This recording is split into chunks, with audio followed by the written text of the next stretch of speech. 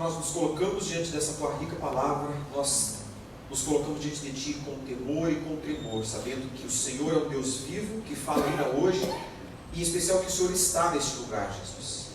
O Senhor está falando a cada coração, o Senhor está ouvindo, o Senhor está vendo o que nós temos feito, e nós clamamos que o Senhor nos abençoe, Jesus. Perdoe os nossos erros, perdoe as nossas falhas, limpa o nosso coração.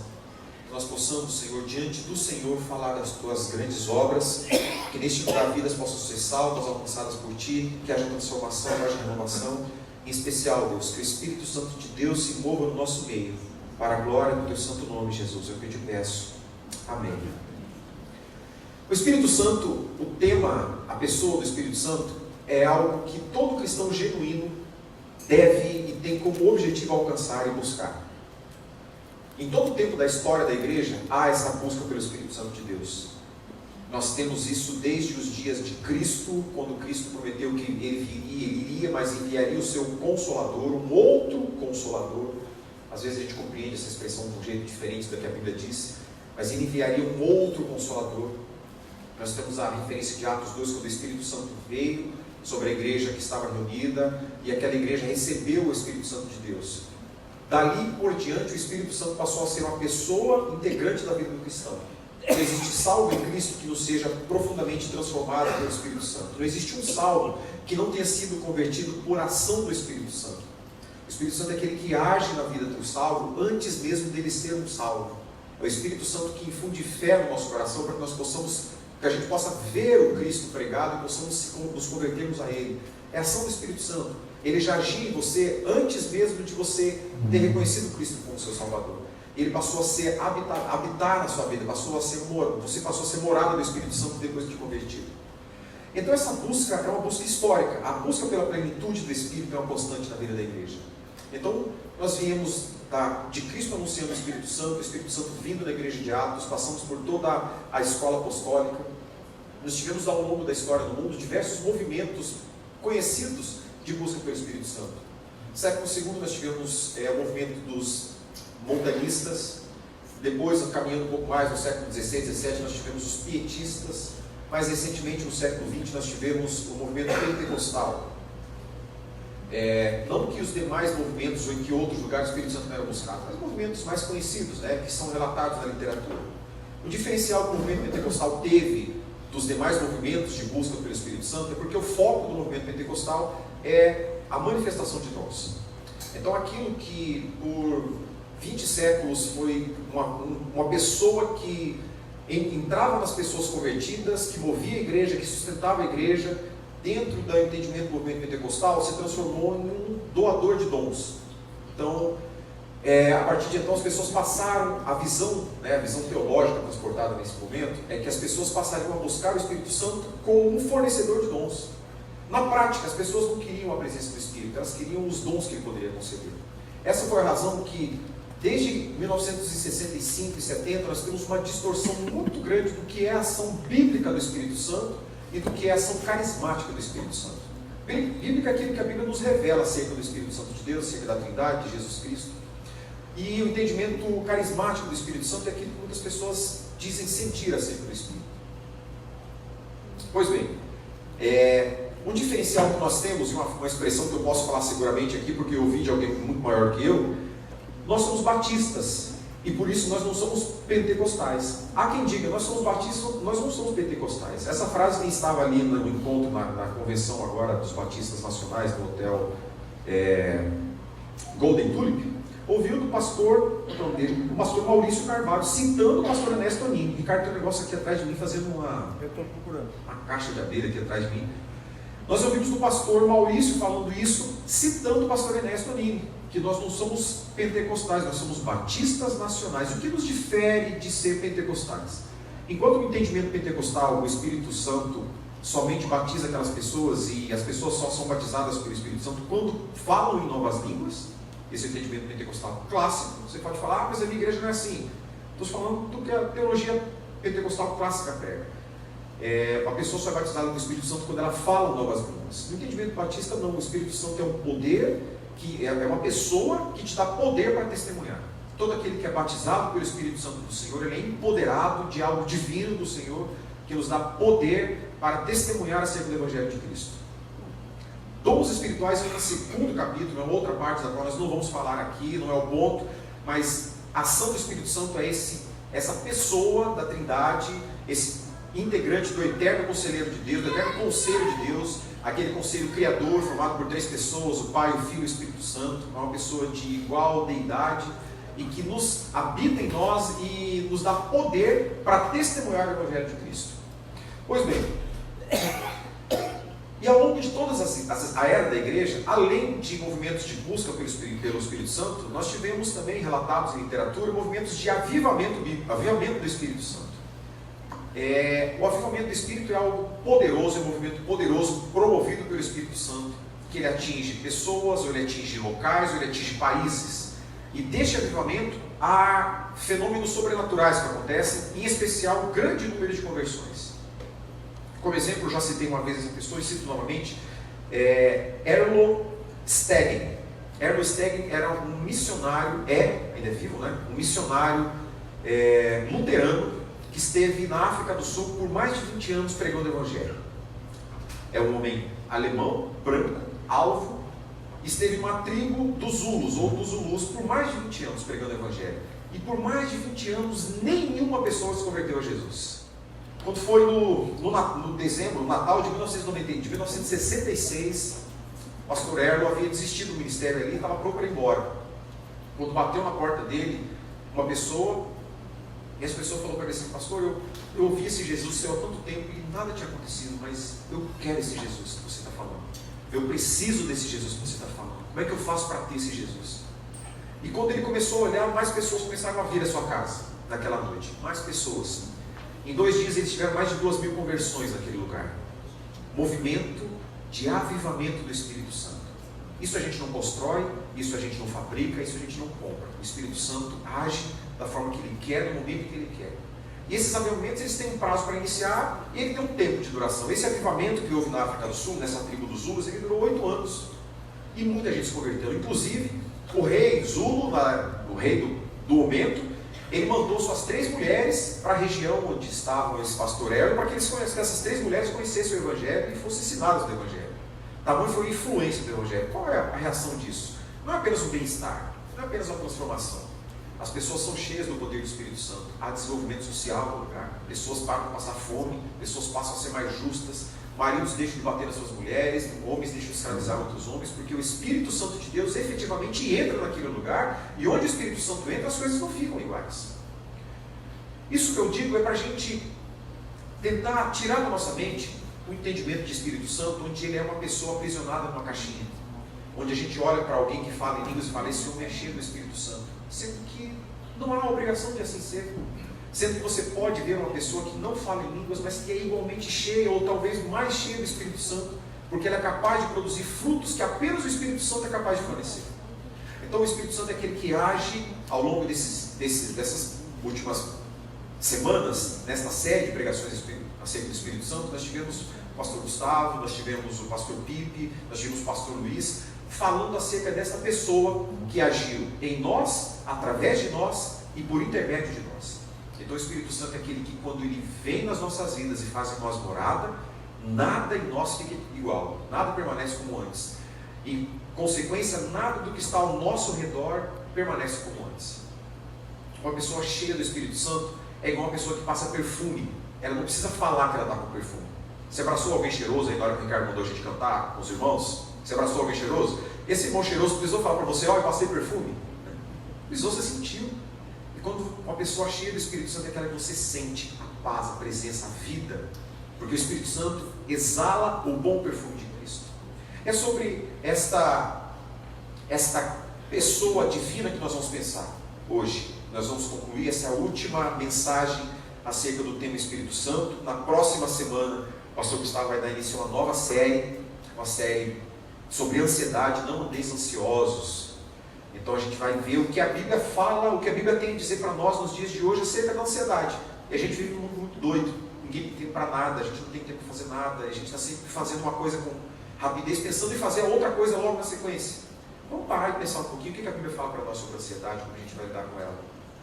Enquanto não chega o domingo que vem, vamos pensar um pouquinho nesse contexto E pensando nisso, a problemática que envolve o Espírito Santo está em 3 pilares. Quem é o Espírito Santo, o que ele faz, em especial como ser cheios dele. Para a gente chegar no texto, antes da gente ler o texto que eu falei para vocês, a gente vai pensar algumas coisas. Paulo, na carta dos Efésios, não é a primeira menção que Paulo faz acerca do Espírito Santo no capítulo 5, o texto que a gente vai ler hoje. Paulo já havia falado diversas vezes sobre o Espírito Santo nesta carta aos Efésios. Paulo é um dos apóstolos que mais falou acerca do Espírito Santo. Todas as cartas de Paulo ele menciona essa pessoa, a sua ação, o seu poder, a grande ação do Espírito Santo na vida das pessoas e as suas consequências. Primeiro capítulo, vocês não precisam abrir, só mencionar. Versículo 13 do primeiro capítulo de Efésios, Paulo vai dizer que nós fomos selados pelo Espírito Santo. O texto completo é assim: quando vocês ouviram e creram na palavra da verdade, o Evangelho que os salvou, vocês foram selados em Cristo com o Espírito Santo da promessa. Significa que, quando você tornou-se um cristão, quando você confessou Jesus como seu Senhor, você foi selado pelo Espírito Santo. Um selo, uma marca de propriedade, significa dizer que você, a partir daquele ponto, é a propriedade exclusiva de Jesus Cristo e que ninguém é capaz de lhe tirar da mão de Jesus. Alguém crê nisso? Amém? Amém? Você está seguro na sua salvação, porque Jesus te salvou. Só que o Espírito Santo já havia atuado na sua vida antes. Paulo não menciona isso neste texto, mas aos Romanos ele vai dizer que foi o Espírito Santo que abriu o nosso entendimento para ouvir a palavra do Senhor. Você vai lembrar de milhares de vezes, pode colocar prática na sua vida, de inúmeras vezes que você ouviu alguém falar de Jesus e você achava que era irrelevante, você achava que era bobeira, você não dava o menor sentido para aquilo. Até que um dia, numa mensagem talvez até mais simples, aquilo abriu a sua mente e você fala: isso faz todo sentido. Como é que eu não percebi isso antes? Esse que trouxe todo sentido ao seu entendimento, chama-se Espírito Santo de Deus. Ele abriu o seu entendimento para compreender o Evangelho, para entender o chamado e para você pudesse dizer sim a esse chamado. A ação do Espírito Santo. Então nós temos o Espírito Santo como aquele que nos sela para o dia da salvação em Cristo. Então o que nós temos com isso? Nós temos segurança, nós temos autenticidade, significa que nós somos autenticados por Cristo para a glória dele, para o dia que ele vier nos levar, ou para o dia que nós somos até ele. Significa que nós temos domínio, nós somos dominados pelo Senhor, ele tem autoridade sobre nós. No capítulo 2, 22, ele vai dizer assim: nele, vocês também estão sendo edificados juntos, para se tornarem morada de Deus por seu Espírito. Significa que diuturnamente o Espírito Santo está trabalhando em nós, para que nós sejamos morada de Deus. Mas nós somos morada do Espírito, porque quando nós somos salvos em Cristo, esse Espírito passou a habitar em nós. Então nós somos moradas e nós seremos morada do Senhor. Chegamos no capítulo 3, onde Paulo diz assim: eu oro para que com as suas gloriosas riquezas ele os fortaleça no íntimo do seu ser com poder, por meio do seu Espírito Santo. Mais uma forma de ação do Espírito Santo: o fortalecimento do seu ser. Hoje na classe na classe chamada Fundamentos da Fé, que é a classe dos irmãos que serão batizados, nós falamos um pouco sobre essa ação. Que existe coisa na nossa vida que a gente não consegue dizer não, senão pela ação do Espírito Santo. Eu vou antecipar o que está na sequência, mas nós somos muito limitados na nossa capacidade de seguir as nossas decisões. Nós somos muito limitados nisso. Há uma expressão que não é bíblica, mas que está no imaginário de quase todo cristão do mundo. Na verdade, todo mundo que se converteu em algum momento passou por essa fase, que é acreditar numa mentira que se chama livre-arbítrio.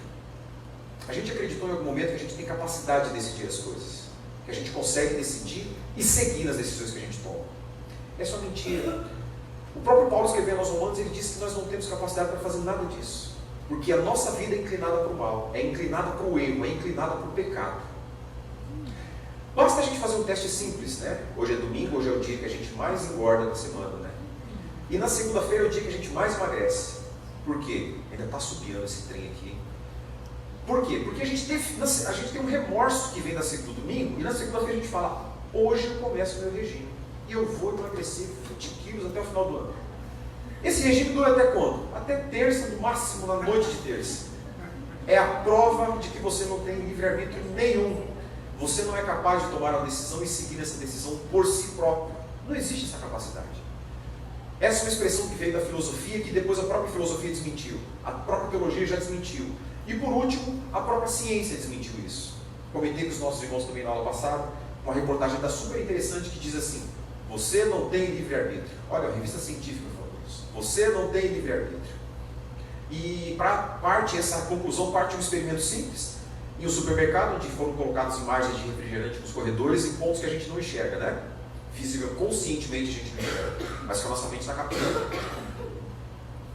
Esse experimento simples aumentou a venda daquele refrigerante naquele mercado em mais de 30%. De pessoas que entraram para comprar um papel higiênico e saíram com refrigerante. A pessoa que entrou para comprar um suco de laranja saiu com refrigerante. Porque antes dele tomar a decisão voluntária de comprar o refrigerante, a mente dele já havia decidido que ele compraria o refrigerante.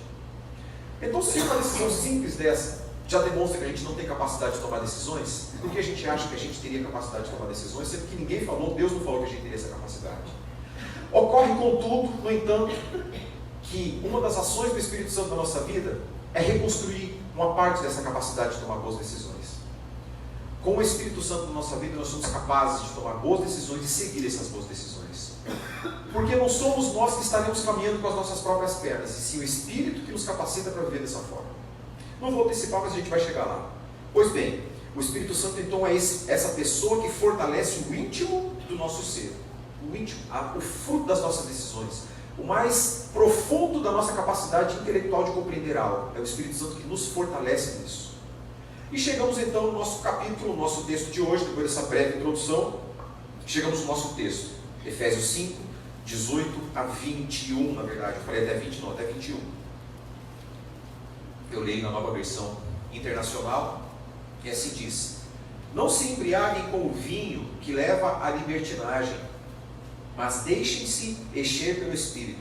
Talvez a sua versão diga, mas encham-se do Espírito, falando entre vós com salmos, hinos e cânticos espirituais, cantando e louvando de coração ao Senhor, dando graças constantemente a Deus Pai por todas as coisas em nome do Senhor Jesus Cristo, ou do nosso Senhor Jesus Cristo, sujeitando-se uns aos outros por temor a Cristo. Esse texto, lembra que nós já falamos algumas vezes, toda a regra de interpretação bíblica pressupõe a compreensão de uma parte, de não apenas um versículo. Para a gente compreender esse texto, a gente precisaria voltar no capítulo 4, versículo 22, onde Paulo inicia uma série de não faça e faça. De não faça e faça. Paulo começa um comparativo entre o velho homem, a velha natureza, e a nova natureza. Paulo começa a dizer que você não deve fazer isso, mas ao invés de fazer isso, faça aquilo outro. Observe que coisa curiosa nisso. A coisa que mais causa frustração nas pessoas é quando alguém destrói seus sonhos, né? A pessoa está sonhando, você pega aquela criança que sonha em ser um astronauta e você fala para ela, você não pode ser astronauta, porque você não mora num lugar onde você pode estudar para ser astronauta. Você não vai ser astronauta, você vira as costas e vai embora. A criança vai ficar deprimida. Você matou aquele sonho.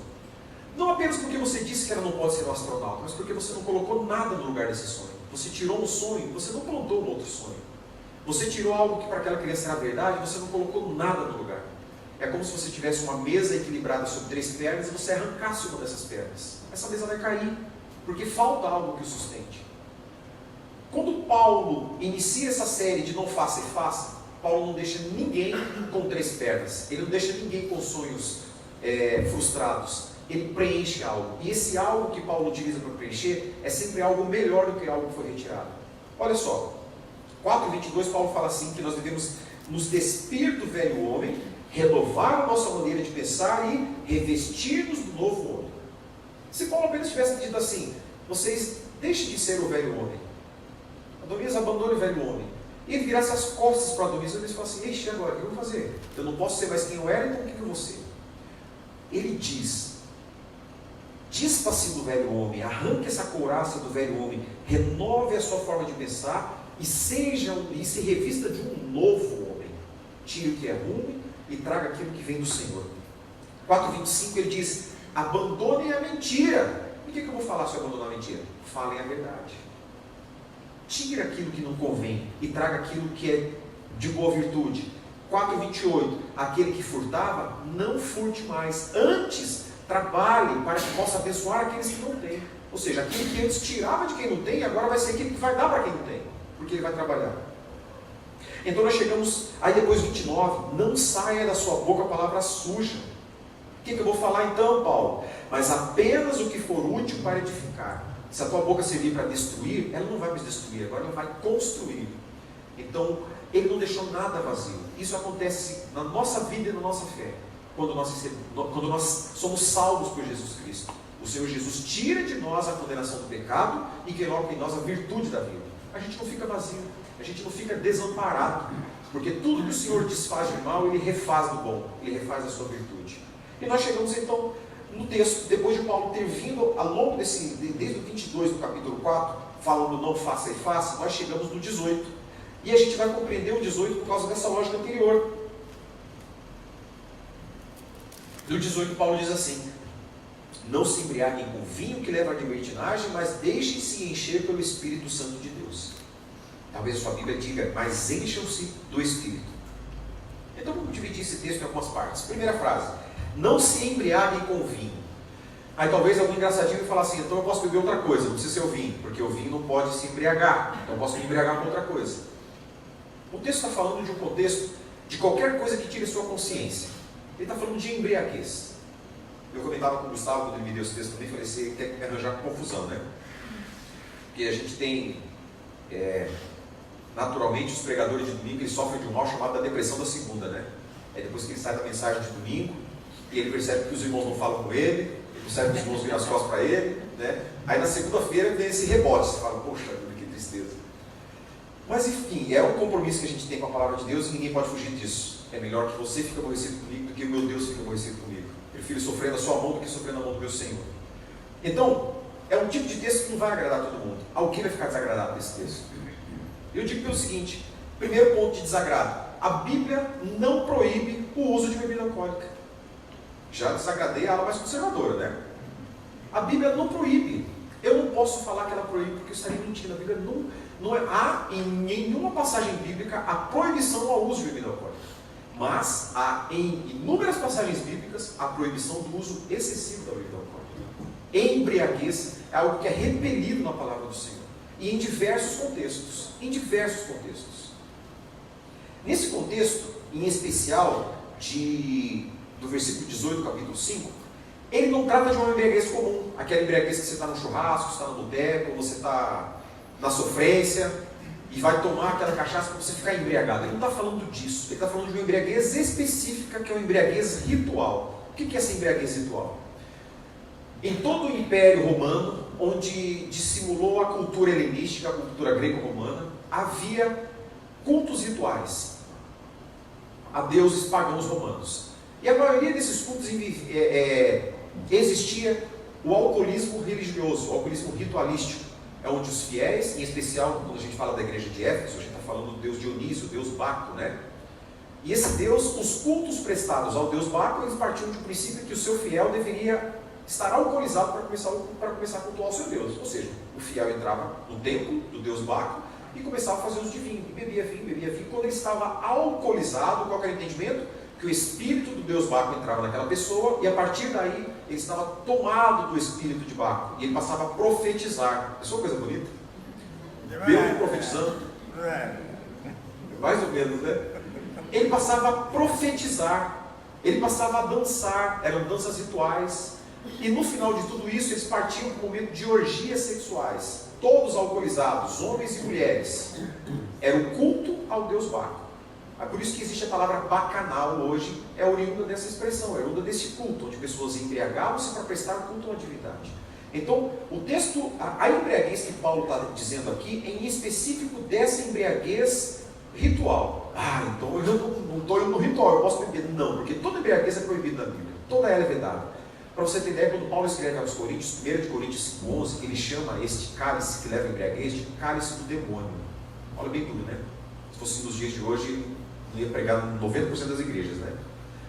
Ele chama de cálice do demônio, porque a embriaguez tira a sua consciência, tira a nossa capacidade de intelectualizar as coisas.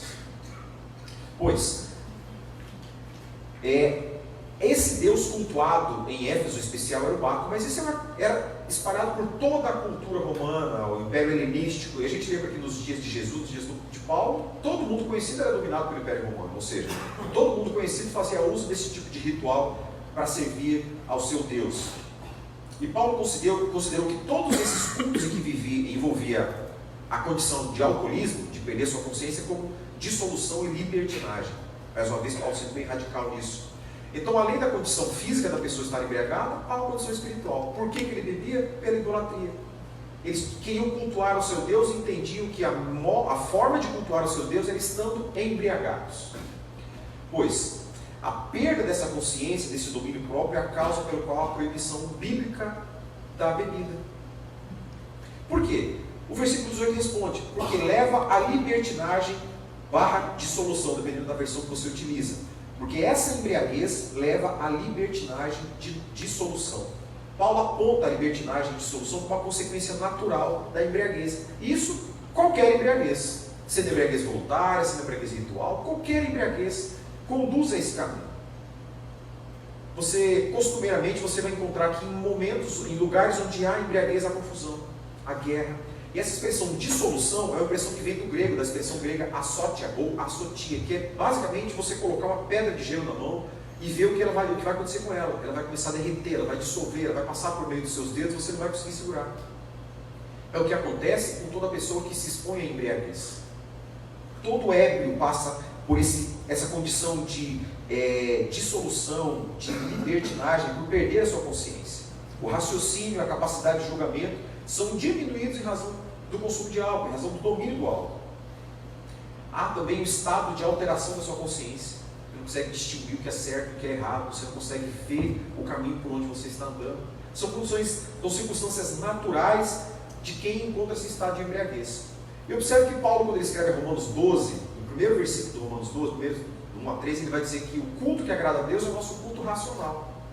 Há quem interprete erroneamente esse culto, dizendo que é o culto intelectualizado, aquele culto que você não pode sentir. Você não pode sentir a presença de Deus naquele lugar. Tem que ser na tua mente, você tem que intelectualizar aquele culto. Paulo está falando que o culto racional é aquele culto que você sabe o que você está fazendo, em que a qualquer momento você é capaz de responder perguntas tais como: o que você está fazendo aqui? Quem te trouxe? Quem é você? Por que você está cultuando? E essas são perguntas importantes para cristãos. Se a gente perguntar o que você está fazendo aqui, a gente vai ter milhares de respostas. Sabe, porque minha mulher mandou vir, porque eu tinha que trazer meu filho. Talvez seja raro a gente escutar porque eu vim cultuar o meu Senhor. Porque eu não tinha nada a fazer, porque eu estou acostumado, porque eu queria ver os meus irmãos. Então, o estado de consciência, o qual é exigido para o nosso culto, é esse, que a gente saiba o que a gente está fazendo. Por que você veio aqui nesse lugar? Você veio cultuar a Deus ou você veio agradar alguém? A pergunta que o Ricardo fez no início, a observação que o Ricardo fez no início do culto é bem importante para a gente pensar: o que a gente está fazendo aqui? É lógico que no primeiro momento a gente veio porque a gente é amigo de alguém, a gente veio porque a gente é convidado, mas há um momento que a gente precisa decidir o que a gente está fazendo. E nesse momento a gente precisa escolher cultuar ao Senhor. É o objetivo fundamental, cultuar ao Senhor. Nenhum outro objetivo é importante. E nós temos mudado, inclusive, a nossa prática de culto. A gente tem aprimorado, a gente tem melhorado nisso. Houve tempos em que a gente, até os próprios pastores, diziam assim: não, é 7h10, espera mais uns 10 minutos para ver se chega mais alguém para a gente começar o culto. Mas a gente tem a compreensão que o culto é prestado ao Senhor. Significa que às 7 horas da noite nós estamos aqui, se está eu, Ricardo e Jesus aqui, nós temos que começar o nosso culto, porque a pessoa a quem nós vamos cultuar já está neste lugar. Eu não vou cultuar, apesar de amar você, meu irmão, não é você que eu estou cultuando, eu estou cultuando ao meu Deus. Então, se o meu Deus está aqui, eu tenho por obrigação cultuá-lo. Então, por conta disso, a gente tem ajustado muitas coisas no nosso culto. Inclusive, há disciplinas teológicas que falam sobre isso, sobre o elemento regulador do culto. Como é que deve ser o nosso culto racional ao Senhor? Será que tudo pode no culto? Será que vale tudo no culto? Será que a gente pode fazer dancinha, rodopio, giro? A gente pode fazer coreografia de homem, de mulher, de criança? O que é o cultuar ao Senhor? A gente precisa pensar sobre isso. É ponto para outro momento, mas a gente te estimula a pensar sobre isso. Então Paulo diz que o culto que nós prestamos ao Senhor é o culto racional. É esse culto que nós precisamos entender o que nós estamos fazendo aqui.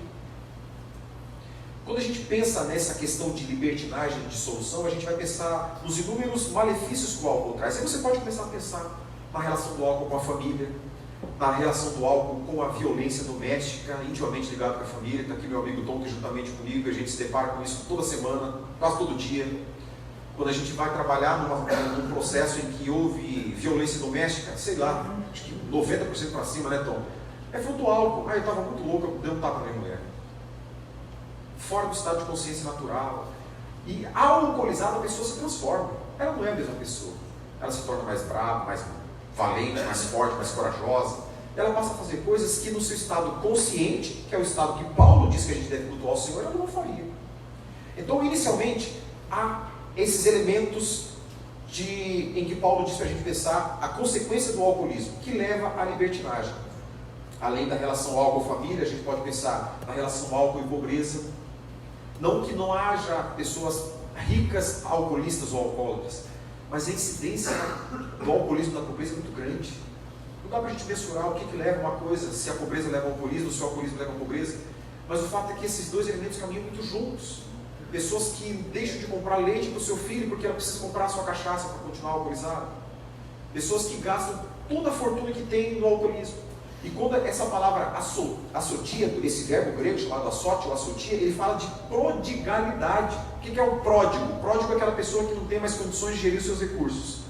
É aquela pessoa que tudo que ela recebe, ela gasta. Aí o que a família tem que fazer? A família tem que ajuizar uma ação contra aquele pródigo, dizendo para o juiz que ele não tem condições de gerir sua renda e que alguém precisa administrar o seu dinheiro. Porque ele perdeu a sua noção de administração, ele queima tudo que ele tem. O cidadão alcoolizado, ele tem essa capacidade de queimar todo o seu patrimônio para satisfazer a sua necessidade do vício. Mas quando Paulo tira isso, quando Paulo diz que nós não devemos nos embriagar com o vinho que leva à dissolução, ele dá uma ordem para nós. Mas da mesma forma que ele diz que o mentiroso não deva mentir e deve falar a verdade, Paulo dá alguma coisa para suprir a falta que o álcool faria na nossa vida. Paulo coloca algum lugar para suprir aquele espaço. Por que Paulo faz isso? Porque tudo aquilo que é tirado de nós e que não é suprido por outra coisa, nos dá saudade, nos dá tristeza, nos leva ao sofrimento. É o que acontece com a morte, quando a gente perde um parente querido. Ninguém vai tomar o lugar dele, ninguém vai substituir o lugar dele. É o que acontece com você quando você tem o seu carro roubado e você não tem seguro. Ninguém vai te substituir isso. Diferente quando você tem o seguro, você já não vai sofrer, porque alguém vai repor aquilo, vai colocar algo no lugar. Quando Paulo diz que as pessoas não devem, que nós não devemos nos embriagar com vinho, Paulo coloca um outro lugar, algo muito maior no lugar do vinho, para que a gente não venha sofrer essa falta, essa lacuna, essa vacância. Então ele diz na continuação do versículo 18: mas deixem-se encher pelo Espírito Santo de Deus. Deixem-se encher. A tua versão pode dizer, mas encham-se do Espírito. Esvaziem-se do vinho, da embriaguez, e encham-se do Espírito. Muito embora a expressão encher-se nos traga um sentido de algo que vai ocupar espaço físico do lugar, tipo uma garrafa que vai ser enchida de álcool, ou um compressor que vai ser enchido de ar, a gente tem também a tradução da expressão espírito do grego, que é pneuma, né? De onde veio o pneumatologista, de onde veio o pneu, onde você enche de ar. O Espírito Santo não é um gás, não é um ar, não é um vento, apesar de que ele se manifesta como ele quer. Na igreja de Atos, no Atos 2, a gente viu que o Espírito Santo veio como um vento impetuoso. Ele se manifesta da forma que ele quer, mas ele não é isso por essência. Por essência ele é uma pessoa integrante do eterno conselho de Deus. Ele estava lá quando o Senhor disse assim: façamos o homem conforme a sua imagem, conforme a nossa imagem, a nossa semelhança. Ele estava lá quando Cristo foi batizado. Ele é uma pessoa que, apesar de não ocupar espaços físicos, ele pode sim morar em nós. E de fato, a partir do momento em que somos salvos por Cristo, ele passa a morar em nós. Então veja só, aqui eu preciso deixar bem claro 3 formas de ação do Espírito na nossa vida. A primeira é que nós já falamos no capítulo 1:13, que é quando o Espírito sela a nossa vida. Selou, você é propriedade de Deus, ninguém tira você, ninguém arranca esse selo. Nem raspando o chassi vai arrancar o selo. Você é propriedade de Deus. A segunda consequência da primeira é quando o Espírito passa a habitar na sua vida. Porque até então você não era habitado pelo Espírito. Você passa a ser habitado pelo Espírito Santo de Deus. E aqui nós estamos falando de uma outra coisa, posterior ao selo e à habitação, que é ser cheios, que é ser preenchidos pelo Espírito Santo de Deus, que é ser tomados, que é ser plenamente completos pelo Espírito Santo de Deus. Há alguns entendimentos de que essa completude do Espírito Santo de Deus é chamado de batismo pelo Espírito Santo. Essa ocasião que você é tomado daquele prazer intenso que nenhum elemento químico do mundo conhecido é capaz de proporcionar. Daquela alegria extasiante, daquele sentimento de liberdade plena. Há um entendimento de que isso é o batismo com o Espírito Santo. Contudo, o batismo é algo que acontece uma vez. A gente é batizado nas águas uma vez. Católicos e alguns irmãos reformados batizam as crianças uma única vez. Acontece que essa sensação de plenitude, esse fato que é a plenitude do Espírito, pode acontecer inúmeras vezes na sua vida. E o ideal é que aconteça inúmeras vezes na nossa vida. Então, assim como nós não somos batizados várias vezes, a gente não pode dizer que cada vez que isso acontece é um batismo, mas sim é esse estar cheios do Espírito Santo de Deus que Paulo tem falado, é alcançar a plenitude do Espírito. E a gente deixou de fazer isso. A gente deixou de fazer isso talvez porque a gente viu tanta coisa acontecendo, tanta barbaridade acontecendo. A gente liga a televisão, a gente vê tanta gente falando que está agindo em nome do Espírito. A gente vê gente rodando, a gente vê gente dando tirinho de metralhadora, a gente vê gente batendo na parede, e atribui esse tipo de comportamento a uma ação do Espírito Santo. E a alegação, quando você pergunta, mas por que você fez isso? Eu não sei, o Espírito Santo me controlou e eu perdi o meu controle. Eu não sei o que eu fiz, eu só percebi depois. Ora, quando a gente fala do Espírito Santo, a gente não está falando de alguém que te possui como o Espírito do diabo possui uma pessoa. A gente está falando de um ser, de uma pessoa cujo fruto, outro texto escrito por Paulo, Gálatas 5:22, o fruto do Espírito é, entre eles, o domínio próprio. Não há a possibilidade de alguém ser cheio do Espírito Santo e perder o seu domínio próprio, a sua consciência, saber o que está fazendo. Porque, ao contrário do álcool, o Espírito nos traz controle. Enquanto o álcool nos traz o descontrole, o Espírito Santo nos traz o controle. Inclusive o controle da nossa vida. Daquilo que a gente não conseguia fazer antes de ter o Espírito, a gente agora consegue. Coisas que a gente não era capaz de falar não antes de ter o Espírito Santo na nossa vida, a gente pode falar agora, porque Ele nos capacita a isso. Então, quando a gente pensa em ser cheios do Espírito, a gente pensa em ser plenamente controlado por essa pessoa da Trindade. Plenamente controlado, ter os nossos pensamentos controlados por essa pessoa, ter a nossa vida, as nossas decisões, as nossas ações controladas por esse Espírito Santo. Quanto mais cheio você for do Espírito de Deus, mais controle você terá sobre você. Seria uma espécie de reconstrução parcial do livre-arbítrio perdido no Éden. Aquelas coisas que a gente não conseguia falar não antes, agora a gente consegue falar. Joe Scott, que é essa pessoa que eu já citei no começo, ele diz: se o álcool desumaniza e transforma o ser humano em uma fera, o Espírito Santo nos transforma em humanos, pois nos torna como Cristo. Olha que coisa fantástica. O sobrenatural nos transformando em naturais, como Cristo nos transforma em gente que sente, gente que olha, gente que ama. Quem é capaz de amar alguém que não gosta de você se não for por ação do Espírito Santo? Ninguém. A gente quer se vingar, a gente quer que o outro se dê mal. Mas a partir do momento que o Espírito Santo vem agir em nós, a gente é capaz de amar sem entender por que a gente ama. Pessoas que são cheias do Espírito Santo de Deus, olha só, eu notei algumas coisas para a gente pensar. Pessoas cheias do Espírito Santo de Deus são capazes de dizer não à tentação da traição do seu casamento. Pessoas cheias do Espírito Santo são capazes de dizer isso. Quem não é cheio do Espírito Santo pode dizer? Talvez, se a pessoa tiver uma firmeza moral inacreditável, ela é capaz de dizer isso. Mas pessoas que são cheias do Espírito, ela vai conseguir dizer não para a tentação do pecado. Para aquela pessoa que está te seduzindo há tanto tempo, seja mulher, seja homem, não tem uma diferença de traição. Inclusive, eu ouvi um pastor falando, trazendo algumas estatísticas há algum tempo, de que o número maior de traições hoje é parte de mulheres, não de homens. Eu já sabia disso há tanto tempo, mas eu não quis falar. Então a gente, quando cheios do Espírito Santo de Deus, a gente é capaz de dizer não para essas coisas. Pessoas cheias do Espírito Santo de Deus são capazes de dizer não para o sexo fora do ambiente do casamento. E olha que coisa, vou arranjar mais inimizade. Hoje é o dia das inimizades. A gente tem um costume, e eu digo a partir da minha igreja, dessa igreja a qual eu congrego e frequento há mais de 30 anos. Apesar dessa cara de novinho, já faz mais de 30 anos que eu entrei novo aqui, menino, né? Então, quais são os pecados sexuais puníveis na igreja? O pecado sexual praticado por um jovem ou um adolescente fora do seu casamento. Apenas, nenhum outro. A gente esquece que o sexo é algo que foi concebido e construído para existir apenas dentro da atmosfera do casamento e não fora dela. Significa dizer que o jovem que não é casado e pratica o sexo está em pecado? Está. Quer dizer que a mulher ou o homem que é divorciado, divorciada, viúvo, viúva, desquitado, desquitada, amasiado e praticou o sexo fora do seu casamento, está em pecado. Igualmente em pecado.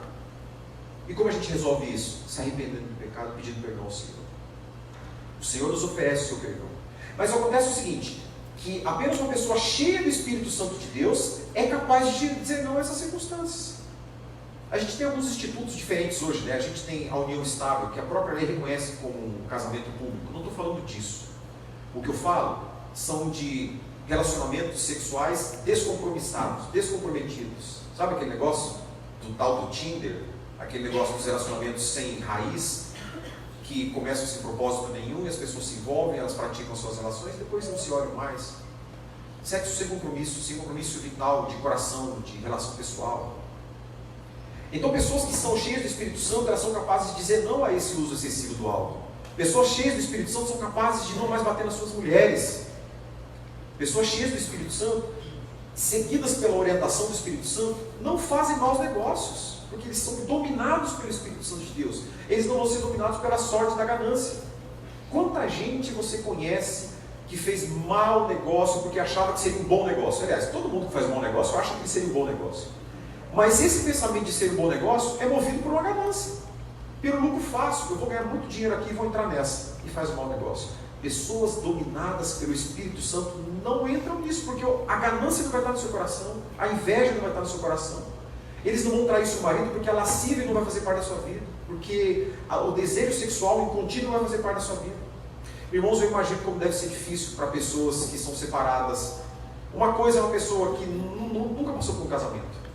Agora imagine a dificuldade de alguém que passou por um casamento e hoje não está mais casado, se manter íntegro sexualmente, puro sexualmente. É algo que só o Espírito Santo de Deus é capaz de fazer. E por isso é mais uma razão para a gente buscar o Espírito Santo. Busque o Espírito Santo de Deus, porque Ele é capaz de manter assim. Nós temos aqui testemunho de irmão aqui na igreja que saiu de um relacionamento, de um casamento, saiu de uma união estável e decidiu firmemente no seu coração que não mais se corromperia sexualmente até que Deus lhe desse uma esposa. E Deus lhe deu uma esposa depois, glória a Deus. Esposa que pode ser considerada filha dele, mas deu. Eu não quero falar quem é, gente. Vai ser papai. Oh, Renato, pior é. Agora, do outro lado, eu digo para vocês que coisas que você nunca viu e coisas que você jamais verá. Você nunca vai ver um marido, uma pessoa dizer para você assim, um homem cheio do Espírito Santo, falar assim para você: eu cheguei na minha casa hoje cheio do Espírito Santo, desci o pau na minha mulher. Eu cheguei cheio do Espírito Santo, ela também estava cheia do Espírito Santo e já colou o brinco um do outro, e já saiu um tapa e veio a polícia militar, chegou lá e já tirou a gente. Você nunca vai ver isso acontecer. Você nunca vai ver uma pessoa cheia do Espírito Santo dizendo assim: eu estava dirigindo meu carro cheio do Espírito Santo, eu subi no meio fio e matei 5 pessoas atropeladas. Nunca vai acontecer. Você nunca vai ver uma pessoa cheia do Espírito Santo vivendo dessa forma. A gente nunca vai ver ninguém dizer assim: meu chefe me mandou embora porque eu cheguei no trabalho cheio do Espírito Santo. O outro lado você vai falar, né? Eu cheguei bêbado no trabalho, cheguei virado para a cachaça, meu chefe me mandou embora. Natural, normal. Mas você não vai ver uma pessoa cheia do Espírito Santo reclamar de condições naturais da vida que ele faria sem estar, ou principalmente que ele faria sob influência de álcool. Os objetivos daqueles adoradores de Baco eram perder a consciência para que o seu Deus entrasse no seu corpo e criasse nele a sua consciência. E a partir daí fizesse o que ele quisesse. Essa era a consciência de adoração, de relação com a divindade que essas pessoas tinham. Era a forma com que eles se relacionavam com o seu Deus. Paulo, nesse texto, nesse pequeno ensino que a gente viu, a gente nem falou do texto da carta inteira de Efésios, a gente falou de 3 versículos de Efésios. Paulo ensina uma nova forma de se relacionar com a sua divindade, com Deus, considerando que não há outros deuses. E Paulo está mostrando isso, que o relacionamento que o fiel tem com Deus é um relacionamento racional, em que ele sabe quem é o seu Deus, ele sabe a quem ele está servindo, e mesmo sabendo a quem ele está servindo, ele se submete, ele serve, ele adora e ele ama. É fácil você servir alguém quando você está inconsciente, quando você não tem domínio sobre suas faculdades mentais, quando você não tem controle nenhum sobre você. Mas você se submeter voluntariamente a um Deus que você não vê, isso só pela fé. Isso só mediante obra do Espírito Santo de Deus. Porque para o homem natural isso é loucura. O que a gente está fazendo aqui, para alguém que não tem Deus, é loucura. Por que está todo mundo sentado, vocês olhando para mim, eu aqui falando para vocês? Gastei 30 horas da minha semana escrevendo isso para falar, não tem sentido nenhum para o homem natural. Mas para aqueles que são movidos pelo Espírito Santo, compreendem que isso é obra do Senhor. Que tudo que se faz nesse lugar é proveitoso para a obra do Senhor. Que a sua vida está sendo edificada nesse culto. E que em algum momento o Senhor Deus há de mover no seu coração e te despertar para essa necessidade de buscar o Espírito e de ser fiel ao Senhor através dessa busca pelo Espírito. Então Paulo ensina essa nova forma de se relacionar. Ser cheio do Espírito é viver conscientemente na presença do Senhor. Saber que o Senhor está conosco. Compreender que Ele está conosco, que Ele nos salvou. Ter a certeza íntima e consciente da sua salvação. E quem dera fôssemos uma igreja plena do Espírito Santo de Deus. Em que o Espírito tem liberdade para trabalhar. Outro dia eu estava conversando com uma pessoa e falava que igreja não é uma pessoa. Era uma pessoa que estava magoada com a igreja. Mas igreja não é uma pessoa. Igrejas são paredes. Você vai estar bravo com a parede? Não tem sentido. Pessoas são pessoas. E pessoas, nós nos relacionamos com elas. Se nós estivéssemos nesse lugar, tão somente pessoas cheias do Espírito Santo de Deus, a gente veria coisas que a gente nunca imaginou que veria. Em especial, salvação. E muita salvação. Muita gente se rendendo a Jesus. Muita gente confessando os seus pecados. Muita gente sendo tomada pelo Espírito Santo de Deus, trabalhando e operando em vidas. Conto um caos para vocês, uma experiência que não é minha, mas é de um pastor que eu respeito, um homem extremamente bíblico. Ele disse que foi convidado para pregar numa igreja. E durante toda a semana ele teve muito problema, muitos problemas, inclusive problema de saúde. E quando ele chegou para pregar na igreja, ele não tinha o texto que ele ia pregar. Mas pensem, Cação, você respeita um cara que não estudou para pregar? Não é isso. É uma pessoa que já tem inúmeros livros escritos, tem milhares de pregações guardadas na sua mente. Então não é alguém que pegou de surpresa, eu vou falar desse texto, eu não sei o que é.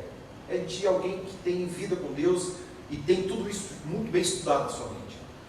E aquelas igrejas que as pessoas ficam sentadas atrás assim, ele disse que começou o culto e ele pediu para Deus alguma coisa para ele falar, o texto que Deus movesse seu coração, e não vinha. E acabou o louvor e o pastor foi falar, e na hora que ele pegou o microfone, ele pensou, eu vou compartilhar o meu devocional de hoje. O meu devocional é a importância da gente ter um devocional. Você nunca sabe quando o teu pastor vai te chamar para pregar na igreja, para fazer uma abertura de culto, então é importante a gente ter alguma coisa guardada sempre, né? Então ele falou, eu vou compartilhar hoje o que Deus falou comigo no meu devocional. E ele foi falar o texto de Mateus, onde Jesus disse que nós devemos perdoar uns aos outros. Ele compartilhou isso e disse que foi 15 minutos de pregação. É um pastor cujas pregações dele não duram menos de 1 hora. E a gente termina esperando que vai ter mais 1 hora na sequência, né? Ele falou, 15 minutos eu não tinha mais o que falar. Eu falei ruim, mal de gripe, não conseguia ficar de pé, e ele sentou. E sentou desanimado, falando assim, a pior pregação da minha vida. Que vergonha, nunca mais volto nessa igreja. O pastor partiu para encerrar o culto, o pastor meio desconcertado, o culto ia acabar 8h30 da noite. Vamos terminar, de repente o irmão lá no final levanta, pastor, eu posso falar? Para aquela igreja, alguém levantar e pedir a palavra é quase uma heresia. O pastor ficou assim, tá bom, vem cá e fala. O diácono veio e falou, pastor, eu quero pedir perdão para o senhor, porque toda essa semana eu falei mal do senhor, eu preciso aqui pedir perdão para o senhor publicamente. Tá bom, irmão, tudo bem. De repente levou um alto adolescente do outro lado e falou assim, pastor, eu quero pedir perdão para outra irmã que está do outro lado lá, porque eu falei mal de você. E de repente virou aquele movimento de perdão, de todas as pessoas se arrependendo dos seus pecados, pedindo perdão umas para as outras, e de repente já tinha fila no corredor para pegar o microfone e pedir perdão. Resultado, aquele culto que terminaria às 8h30, terminou meia-noite. O que aconteceu naquele lugar foi um avivamento do Espírito Santo de Deus. Somente o Espírito Santo de Deus é capaz de mover o coração de alguém a se levantar publicamente e pedir perdão para alguém publicamente. Já é difícil pedir perdão individual, né? Escondido no quarto, né? A gente faz em público e pede perdão separado. Né? Já é difícil fazer isso, quanto mais numa igreja cheia de gente. Apenas o mover do Espírito Santo de Deus é capaz de construir esse tipo de coisa. A gente não constrói, só o Espírito Santo. E a gente precisa buscar o Espírito Santo. Antes de terminar passar para o próximo ponto, vou contar a continuação da história, né? Aí ele disse que no domingo seguinte ele foi pregar na igreja dele. Ele falou, já deu o texto. Já está aqui na agulha. O culto vai bombar. Não deu nada. Morreu de vergonha porque não aconteceu nada. O culto só acabou mais cedo, né? Isso diz o que para nós? Isso diz que o Espírito Santo age soberanamente. Quem nós somos? Nós somos aqueles que buscam e clamam por Ele. Mas Ele age soberanamente de acordo com a sua vontade. Pois bem, então como nos enchemos do Espírito? Paulo fala, encha-se do Espírito. E como nos encher do Espírito Santo? Aí nós temos os versículos 19 e 21. Falando entre vocês com salmos, hinos e cânticos espirituais, cantando e louvando de coração ao Senhor, dando graças constantemente a Deus Pai por todas as coisas, em nome do nosso Senhor Jesus Cristo, sujeitando-vos uns aos outros por temor a Cristo. O que Paulo está apontando para nós? 4 disciplinas espirituais que vão nos acompanhar e nos instruir neste caminho de buscar sermos cheios do Espírito. A primeira delas, versículo 19a, falando entre vós com salmos, hinos e cânticos espirituais. O que é isso? Comunhão. Falando entre vós. Estou falando de um ambiente de culto. Estou falando da comunhão cristã que ocorre através da palavra do Senhor. Aqui não temos tempo de diferenciar o que é salmo, o hino, o que é cântico espiritual. Mas o fato é que nós estamos falando de um culto onde tudo aponta para Cristo. Salmos, hinos e cânticos espirituais. O culto cristocêntrico. Eu não sei por onde você andou por aí, eu não sei que canal de televisão você assiste, mas hoje é muito fácil, você vai tropeçar em lugar, em igreja, em canal, em pregadores que conseguem fazer um sermão de 1 hora sem lembrar de quem é Jesus Cristo, sem lembrar de quem é o Senhor Jesus, que vai falar de tudo que existe, vai falar de dinheiro, vai falar de sua vida pessoal, vai falar do irmão, vai falar de como fazer isso, como fazer aquilo outro, mas esquece de falar de Jesus. O culto a que Paulo está se referindo é o culto cristocêntrico, onde Jesus é o centro de todas as coisas, onde os salmos cantados, os hinos e os cantos espirituais falam de Cristo, não falam de nós, não falam de mim, não falam do pregador, não falam do doutor, fala de Cristo, aponta para Cristo. Todo o culto é apontado para Cristo. Ele diz falando dessas coisas. Quer dizer que tudo que a gente for vier falar, a gente precisa incluir Jesus. Seja no nosso culto aqui, seja no nosso pequeno grupo, seja numa reunião de oração, a gente precisa ter Jesus Cristo em tudo isso. Ele é o foco, ele é o centro da igreja. Ninguém mais é. O milagre não é o centro da igreja, os dons não é o centro do culto. Jesus Cristo é o centro do culto. A gente precisa tornar Jesus o centro do culto novamente. Quando ele fala de, ainda nos salmos, nos hinos e nos cânticos espirituais, a gente passa uma dificuldade tão grande, porque o mercado de música virou uma coisa de louco. E a gente já está no ministério de louvor há muito tempo. Antes era mais fácil, né, às vezes, encontrar música que falava de Cristo. Hoje você tem que peneirar, você mete aquela playlist lá no Spotify rodando, e vai rodando, e você vai, de 100 você tira uma, você tira duas, porque a maioria das canções que são cantadas por nós, nas nossas casas, no nosso carro, que a gente está deixando entrar na nossa mente, ela não aponta para Jesus, ela aponta para o nosso bem-estar, ela aponta para a nossa alegria interior, ela aponta para a nossa, sabe aquele negócio que deixa a gente grande, forte? Ela não tende a nos diminuir e fazer com que Cristo cresça. Cuidado, gente, cuidado com o que vocês estão ouvindo. Pelo amor de Deus, cuidado. Música tem um poder pedagógico muito grande, extremamente grande. Trabalhei numa escola, o Ricardo trabalhou também, em que o professor de literatura era o cara mais famoso da escola, porque ele ensinava com música, levava o violãozinho dele, ensinava. O melhor andamento daqueles alunos, o melhor rendimento daqueles alunos do vestibular era a literatura, gabaritava, porque o cara fazia eles entenderem. A música tem um poder pedagógico fantástico. Dependendo do que a gente ouve, a gente vai construindo as nossas convicções nisso. Então, muito cuidado com o que a gente tem ouvido. E essas canções são cantadas para o Senhor, mas elas também são cantadas para nós. O culto é para o Senhor, mas a gente também canta para nós.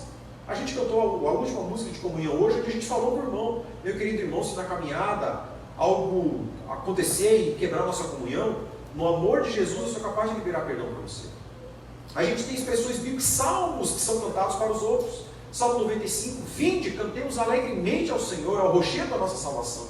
É exortação para o irmão. Vamos lá, você está triste por quê? Vamos cantar para o Senhor. Ele é o Senhor da nossa vida. E nós passamos por alguns momentos de dificuldade aqui. Todo mundo passa por um momento de dificuldade. E tem vezes que a gente, eu, o Ricardo, a Kel, a gente vai ministrar louvor e a gente está bem para baixo, bem triste. E a gente não coloca na nossa playlist aqui músicas de exaltação ao Senhor com alegria. Por quê? Porque a gente está sentindo que o nosso coração está para isso. Mas a nossa responsabilidade não é cantar de acordo com a nossa vontade. É levar a comunidade de Cristo a celebrar Jesus. Então o que a gente faz? A gente tem que engolir a nossa tristeza e saber que o nosso Senhor está aqui e Ele quer ser adorado com alegria, Ele quer ser exaltado com alegria. Então a gente faz isso e a gente faz com alegria para o Senhor. E quando a gente faz isso, renova as nossas forças. O Espírito Santo de Deus renova a nossa força. E a gente consegue exaltar o nome do Senhor. A plenitude do Espírito, ela é dada individualmente. Cada pessoa vai provar essa porção do Espírito, mas ela vem no contexto de comunidade. Significa que alguém que não vive no contexto de comunidade e diz ser cheio do Espírito Santo, é mentira. É na comunidade que o Senhor enche-nos do seu Espírito. Ele diz muito claramente, falando entre vocês. Depois ele vai dizer, enchei-vos do Espírito. É na comunidade. Mas não dispensa a nossa disciplina individual, que é aquele momento que você está na tua casa, sozinho, que você vai fazer aquele devocional, vai orar, vai ler a tua palavra, vai falar com o Senhor. Não dispensa isso. 19b, cantando e louvando de coração ao Senhor. Essa expressão aqui já não está mais entre vós, né? A expressão anterior, falando entre vocês, os salmos, hinos e cânticos espirituais. A expressão que tem aqui é cantando e louvando de coração ao Senhor. Veja que saiu da horizontalidade e foi para a verticalidade, cantando para o Senhor. Eu acho fantástico isso. Não tem a ver com talento, gente. Não tem a ver com você saber cantar, se fazer a primeira, segunda, terceira, quarta voz. Não tem a ver com qual é a extensão da tua potência vocal. Não tem a ver com isso. Tem a ver com o que está dentro. Tem a ver com o que está por dentro, que provoca essa voz a cantar. E eu acho que o John Stott, de novo, citando pela terceira vez, ele resumiu bem isso. Ele diz que esse texto está falando de fazendo música, observe, fazendo música no coração, destinado aos ouvidos de Deus. Significa que não é o que a gente está cantando que está sendo ouvido, é o que está saindo do nosso coração. É óbvio que quando você canta, você vai fazer com que a sua voz seja ouvida. Mas há circunstâncias em que a voz não pode ser ouvida. E a gente tem um exemplo hoje aqui. Não sei se vocês sabem, talvez vocês possam pensar que aquela está cantando cantar disciplina. No começo foi, mas agora não. Aquela, ela, graças a Deus, ela está curada agora, ela está só passando por um momento de readaptação para voltar a cantar. Mas aquela teve um problema nas cordas vocais e ela não podia cantar, ela ficou alguns dias sem voz, sem falar. E obviamente você não vai ver que você está atrás daquela, mas a gente que está na frente dela, a gente vê a capacidade de adoração que ela tem calada. Ela levanta as mãos, ela fecha os olhos, e a vontade de cantar está lá dentro, né? Está lá que está pulsando, né? Louca para cantar. Mas o coração está louvando ao Senhor. E a gente tem essa adoração de pessoas que não falam, pessoas que têm vergonha de cantar. Porque eu não sei cantar, esse cara do meu lado, ele canta tão bem, eu não vou abrir minha boca. Mas está ali louvando ao Senhor, o seu coração está queimando de amor pelo Senhor, de paixão pelo Senhor, de adoração ao Senhor. Então, o resumo de Stott é fantástico, fazendo música do coração destinada aos ouvidos de Deus. O Senhor está ouvindo o coração do adorador, Ele está captando o que está dentro do coração do adorador. Isso não dispensa a gente cantar com a nossa voz, é lógico que tem que fazer isso. Que a gente canta alto, a gente canta forte, que a gente quer fazer bonito para o Senhor. Mesmo que a gente não cante bem, mas a nossa força vai fazer com que o Senhor se agrade do nosso coração. Cristãos cheios do Espírito Santo têm um cântico de alegria no seu coração. É o que há no coração de quem é cheio pelo Espírito Santo. Um cântico de alegria, um cântico de fé, de gratidão em todo o tempo. Cante ao Senhor, meu irmão. Cante ao Senhor do fundo da sua alma. Não interessa se você sabe cantar bonito ou não. Abra a boca e canta. Deixa a sua voz ser ouvida pela congregação. É desse canto de todo mundo que sai um coral limpo para o Senhor. Que a gente consegue. Vocês não sabem, tirando a parte espiritual da coisa, vocês não sabem a emoção que a gente tem aqui de cima quando vocês estão cantando embaixo. Tem hora que a gente até manda parar de cantar, para tocar, né, Ricardo? Para tocar, para ouvir vocês cantar. É tão lindo isso. E eu fico pensando, eu que sou um pecador, acho bonito. Imagina um pai que está lá no céu, vendo os seus filhos cantando para ele. Bem, 20. Então nós falamos sobre a comunhão, que é o primeiro, falando entre vós com salmos, cânticos e hinos espirituais. Falamos sobre a adoração, que é cantando e louvando de coração ao Senhor. E o terceiro, gratidão, dando graças constantemente a Deus Pai por todas as coisas, em nome do nosso Senhor Jesus Cristo. Dando graças constantemente a Deus Pai por todas as coisas, em nome do nosso Senhor Jesus Cristo. A gratidão é o ponto que existe no coração daquele que é cheio do Espírito Santo, e a gratidão é um exercício para aquele que quer ser cheio do Espírito Santo. Durante toda a história bíblica de Israel, a murmuração é o elemento presente, é o elemento constante. Em todos os contextos bíblicos do Antigo Testamento, você vai encontrar a murmuração sempre presente na vida do povo. E nos momentos de renovação, nos momentos de renovo, nos momentos de avivamento, esse murmúrio desaparece e tudo vira alegria. Tudo vira canção de alegria ao Senhor. Tudo vira canção de gratidão ao Senhor. Aquele que busca ser cheio do Espírito Santo precisa exercitar um coração grato ao Senhor. Reclame menos, agradeça mais. Olhe para o que você tem, ao invés de olhar para aquilo que você não tem. Olhe para o que você conquistou, além de ver aquilo que você perdeu. Isso gera gratidão no nosso coração. Isso constrói um ambiente de gratidão. E onde há um ambiente de gratidão, não tem espaço para crescer a erva daninha da murmuração. Não tem espaço para isso. Porque isso vai ver gratidão. Gente, e quão desagradável é você ficar ao lado de alguém que não é grato? Alguém que só reclama. Você olha, mas que sol bonito, mas está muito quente. Não, mas que chuva abençoada, mas molhou tudo, molhou as roupas que estão no varal. Que triste é estar próximo de pessoas que só murmuram. Não digo que o crente verdadeiro é aquele que vai passar por uma vida sem sofrimento. Isso é um bobo, né? O bobo que não está percebendo nada está acontecendo. Então ele está sempre alegre, não vê nada que está acontecendo, né? Ele não sabe o que está acontecendo. Ah, legal, tá tudo bom. Eu estou falando que nós teremos aflições, mas nós temos bom ânimo, porque o Senhor venceu e nós venceremos. É a diferença. Nós temos esperança. Por isso a esperança que nós temos não nos deixa ficar estagnados na murmuração e no sofrimento. A esperança que nós temos gera em nós gratidão. Independente de nós chegarmos à nossa vida, no final da nossa vida, cheio de patrimônio, cheio de honra, cheio de sociabilidade, ou a gente chegar sozinho, como Paulo chegou no final da sua vida, sozinho no fundo de uma caverna gelada e úmida, e morreu sozinho. mas morreu agradando ao Senhor, dizendo: eu combati um bom combate, eu acabei a carreira e eu guardei a fé. Independente de qualquer coisa, a gratidão tem que estar latente no nosso coração. Ser grato a Deus é não discutir com Deus no momento de sofrimento, mas crer que a provisão de Deus é maior. Sabe aquele momento que você está sofrendo, você começa a querer bater boca com Deus? E tem gente que ensina isso. Se você meter um Google lá, você vai achar um monte de gente ensinando isso. Você tem que dar bronca, você tem que dar dedo na cara de Deus. Ó, por que eu estou sofrendo? Eu dou dízimo, né? Meu Deus, por que bateram no meu carro se eu dei o dízimo hoje? Você, nem é o Senhor Deus, né? Você, Deus, prometeu que se eu desse o meu dízimo, você ia espantar o gafanhoto. Eu dei o dízimo e bateram no meu carro. A gente tem que aprender a não questionar as ações de Deus. A gente tem que, por fé, se submeter a elas, sabendo que Deus tem o que é maior e o que é melhor para nós. Não nós. Os nossos olhos não veem, mas os olhos de Deus alcançam. Por fim, 21. Sujeitando-vos uns aos outros por temor a Cristo. O que ele está falando? Submissão. Pessoas que imaginam ser cheias do Espírito Santo têm algo que cresce no seu coração chamado soberba, chamado orgulho, chamado vaidade. E a partir do momento que essa plantinha chamada soberba, orgulho e vaidade entra no coração das pessoas, elas passam a olhar para os outros de cima. Elas passam a olhar para os outros como se fossem maiores. E a palavra do Senhor vai dizer para nós que nós devemos tratar o nosso irmão como se fosse superior a nós. Trate o seu irmão como superior a si. Ah, eu estou sendo inferiorizado? Não, porque o teu irmão vai te tratar como se você é superior a ele. Então nós vamos ter um ambiente de submissão mútua. O que o Paulo está falando aqui é que as pessoas que buscam ser cheias do Espírito Santo, elas precisam ser submissas a quem? Não ao pastor da sua igreja, ao líder, ao apóstolo, a uns aos outros. É fácil a gente ser submissa ao pastor, porque a gente sabe que o pastor é autoridade.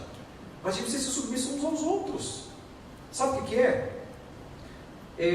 Eu não trocar o garrafão de água da igreja porque tem alguém que tem que fazer isso. Então ninguém vai tomar água porque eu não vou trocar. E de repente o irmão que é o responsável por trocar não veio no culto, então ninguém vai tomar água porque eu não vou trocar. Eu não sou submisso ao irmão. Sabe aquela dificuldade? Irmão, me dá uma força aqui, me ajuda. Eu não sou submisso, você é meu chefe, eu vou fazer isso por você. O sentimento de submissão mútua, ela dispensa a condição social, ela ignora a condição intelectual, ela ignora qualquer tipo de condição estética que possa se ver. E é apenas o coração de alguém que ama o Senhor servindo ao coração de alguém que ama o Senhor. Quando nós formos verdadeiramente cheios pelo Espírito Santo do Senhor, eu não vou querer saber quem é você, eu vou querer saber da tua necessidade, eu vou querer saber do que você precisa que eu faça por você, e eu vou me submeter a isso. Mesmo que para me submeter a isso eu tenha que despir da minha vaidade. Poxa, mas eu sou isso, por que eu vou me servir ao fulano que não é o que eu sou? A vaidade não acompanha o coração cheio do Espírito Santo de Deus. A soberba não faz parte do coração de alguém que é cheio do Espírito Santo. O orgulho não acompanha o coração cheio do Espírito Santo. Nós devemos nos despir disso, nós devemos abandonar isso e buscar sermos cheios do Espírito. Ocorre o seguinte: a comunhão, a adoração, a gratidão e a submissão não são elementos que vêm naturalmente no pacote de conversão. Eles não vêm. A conversão é o Senhor dando graça na nossa vida e nos trazendo para perto. Pela graça sois salvos mediante a fé. Isso não vem de vós, é dom de Deus. Agora nós estamos falando de um processo de santificação, de ser cheios do Espírito, e para isso a gente precisa caminhar. A gente vai dar um passo, o Espírito de Deus vai dar um passo na nossa direção. A gente dá um passo, o Espírito nos capacita. É caminhando, é andando, é dia após dia, é um dia depois do outro. É uma oração depois da outra, é uma comunhão depois da outra, é uma adoração depois da outra, uma gratidão depois da outra, uma submissão depois da outra. É dia a dia que o Senhor nos torna cheios do Espírito Santo de Deus. Tendo dito tudo isso, eu quero trazer 3 rápidas reflexões sobre o que nós podemos, o que nós compreendemos desse texto. O que esse texto fala para nós hoje? Primeira coisa é o imperativo. Nós estamos falando de uma ordem, ou melhor, de 2 ordens. Só que é muito comum a gente separar as duas coisas. Paulo está falando, não vos embriagueis com vinho. E a gente pega e dá de dedo na cara do irmão que está bebendo. E fala, não vos embriagueis com vinho. Tá, mas Paulo deu 2 ordens, não apenas uma. Paulo falou, não vos embriagueis com vinho, mas enchei-vos do Espírito. É uma ordem de igual peso e responsabilidade e importância da primeira ordem.